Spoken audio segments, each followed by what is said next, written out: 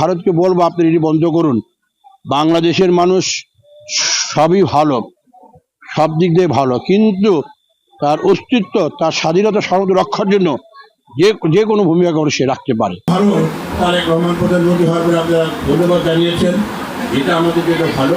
কিন্তু এই যে পশ্চিমের নামে মানুষকে কষ্ট দিচ্ছেন, এটা কোনো বাংলাদেশের মানুষ কোনোভাবে সহজভাবে মেনে নেবে না।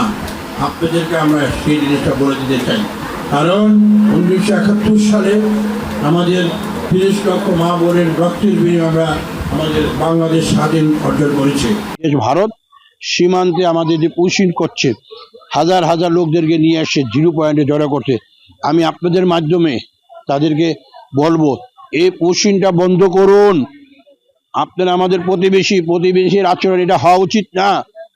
এটা করে আন্তর্জাতিক আইন লঙ্ঘন করছেন আপনারা। এরাও তো মানুষ, এরা বাংলাদেশি না। বাংলাদেশি আর বাঙালি এক জিনিস না। তারা বাঙালি ভাষা বলতে পারে, কিন্তু বাংলাদেশি না।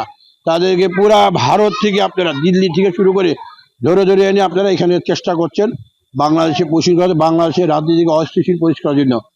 আমি আপনাদের মাধ্যমেই ভারতকে বলবো আপনি এটি বন্ধ করুন।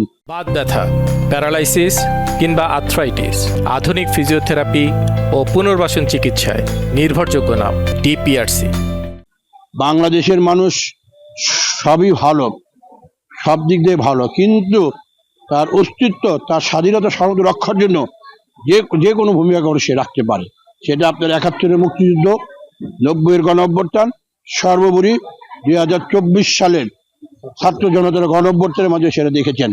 তাই আমি বলবো আমরা চাই একটি শান্তিপূর্ণ পরিবেশ, শান্তিপূর্ণ সবাই মিলেমিশে থাকবো, এটাই আমাদের হওয়া উচিত। আপনাদের মাধ্যমে এই মেসেজটা আমি পুরা জাতিকে, পুরা গোটা সরকারকে আমি দিতে চাই।